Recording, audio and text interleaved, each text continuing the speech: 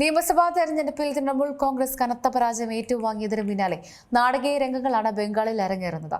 തോൽവി സമ്മതിക്കില്ലെന്നും രാജിവെക്കില്ലെന്നും മുഖ്യമന്ത്രി മമതാ ബാനർജി ഇന്നലെ പ്രഖ്യാപിച്ചിരുന്നു. 2024 നിയമസഭാ തെരഞ്ഞെടുപ്പ് ഫലത്തിന് ശേഷം മമതാ ബാനർജി ബംഗാൾ മുഖ്യമന്ത്രി സ്ഥാനം രാജിവെക്കാൻ വിസമ്മതിക്കുകയാണ്.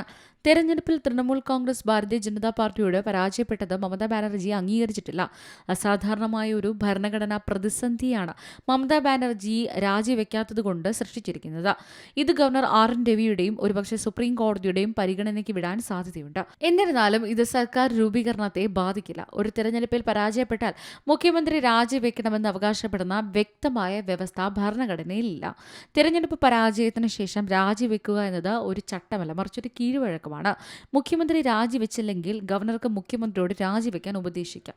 മുഖ്യമന്ത്രി വിസമ്മതിച്ചാൽ ഗവർണർക്ക് അദ്ദേഹത്തെയോ അവരെയോ പിരിച്ചുവിടാൻ സാധിക്കും. ആർട്ടിക്കിൾ 164 പ്രകാരം ഗവർണറുടെ ദയാദാക്ഷിണ്യത്താൽ മാത്രമേ മുഖ്യമന്ത്രിക്ക് സർക്കാരിൽ തുടരാൻ കഴിയൂ. മമതാ ബാനർജി രാജിവെച്ചില്ലെങ്കിൽ പുതിയ നിയമസഭയുടെ രൂപീകരണത്തെയും പുതിയ മുഖ്യമന്ത്രിയുടെ സത്യപ്രതിജ്ഞയും ഇത് ബാധിക്കില്ല. നിലവിലെ മുഖ്യമന്ത്രിയുടെ രാജിയില്ലാതെ തന്നെ പുതിയ നിയമസഭ, പുതിയ സർക്കാരിനായി ഗവർണർക്ക് ഒരു പുതിയ മുഖ്യമന്ത്രിയെ നിയമിക്കാൻ കഴിയും. മുഖ്യമന്ത്രിയെ ഇടക്കാലത്തേക്ക് മാറ്റുന്നതിന് ഭരണഘടനാപരമായ തടസ്സങ്ങൾ ഉണ്ടെങ്കിലും നിയമസഭയുടെ കാലാവധി പൂർത്തിയായ ശേഷം പുതിയ നിയമസഭ രൂപീകരിക്കുന്നതിന് ഒരു തടസ്സവുമില്ല. തെരഞ്ഞെടുപ്പ് കമ്മീഷൻ വിജയ സർട്ടിഫിക്കറ്റ് നൽകിയവർക്ക് മാത്രമേ സാധ്യതയുള്ളൂ. News desk C Malayalam news.